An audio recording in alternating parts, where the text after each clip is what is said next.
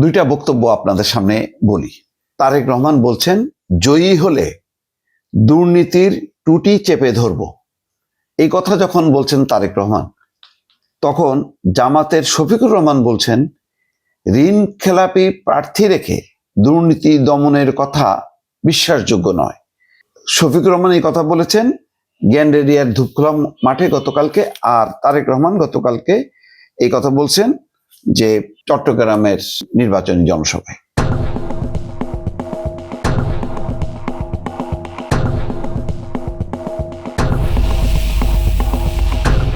এর পাশাপাশি শফিকুর রহমান বলেছেন 4 বার দুর্নীতিতে চ্যাম্পিয়ন, তাদের মুখে শোভা পায় না দমনের কথা।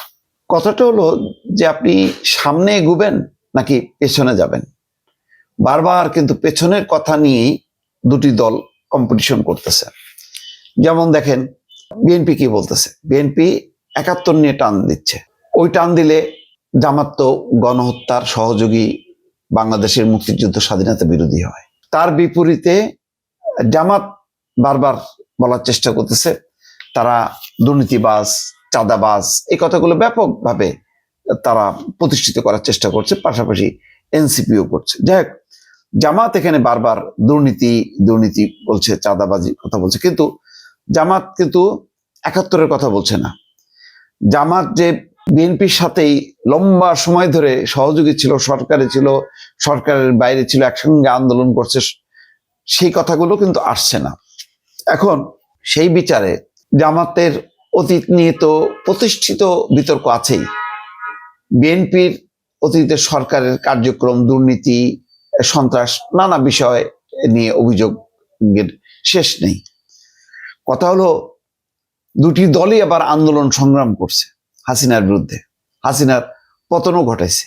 এখন বিষয়টা হচ্ছে সামনে নির্বাচন, সামনে কি করা হবে সেটা নিয়ে তারেক রহমান বা বিএনপি যতটা উচ্চকিত, তুলনামূলকভাবে মনে হচ্ছে বক্তৃতা বিবৃতিতে জামাত বা শফিকুর রহমান কিছুটা পেছনের দিকে। যেমন ওই যে বলছে জয়ী হলে দুর্নীতির টুটি চিপে ধরবো, তারপরে ফ্যামিলি কার্ড, কৃষক কার্ড করব, তারপরে বলছে যে কর্মসংস্থানের ব্যবস্থা করব, ইপিজেটের সংখ্যা বাড়াবো, নানা রকম তরুণদের কাছে কথা বলছে, আইডি কার্ড, আরো যে সমস্যাটা বলেছেন তরুণরা, যে আইডি কার্ডটাকে আরো কিভাবে সহজ করা যায়, আধুনিক করা যায়, সেই কথাগুলো বলছে।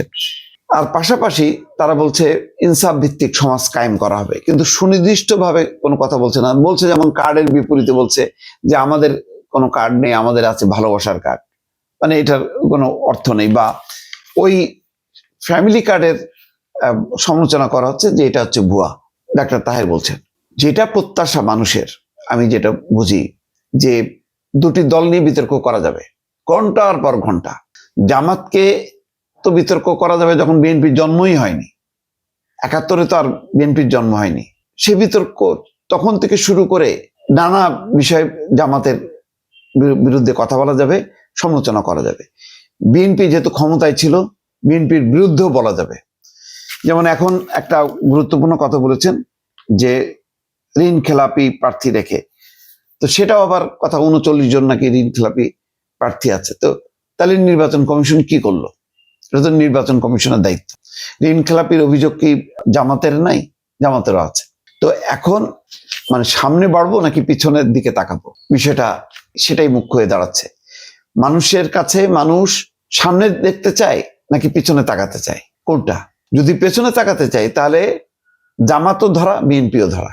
সামনে তাকানোটা বরং সবার জন্য স্বস্তিকর হবে যে ঠিক আছে, অতীতের ভুল ত্রুটি এটা সেটা অনেক কিছু হয়েছে, এটার ইয়াত্তা নেই। সামনে কি করা হবে, কে কিভাবে বাংলাদেশকে পরিচালিত করবে, এই কথাটা কিন্তু জোরে সোরে আসছে না। হতাশার জায়গা এখানেই।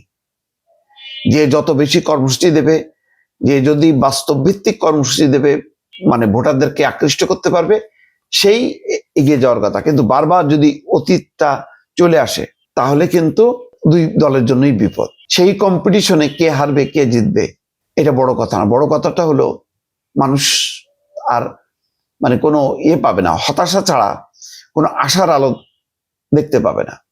এখন রাজনৈতিক দলগুলো কি আশার আলো দেখাবে নাকি পিছন দিকেই ফিরে তাকাবে, সেটাই হচ্ছে বড় প্রশ্ন, দর্শক।